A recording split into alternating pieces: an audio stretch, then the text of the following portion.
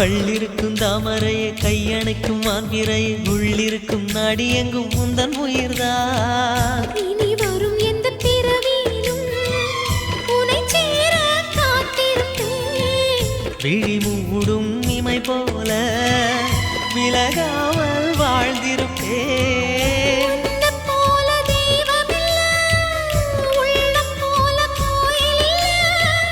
தினந்தோறும் அர்ச்சனைதான், எனக்கு வேறு வேலை இல்லை. நன்றி சொல்ல உனக்கு வார்த்தை இல்லை எனக்கு, நான் தான் மயங்குறேன்.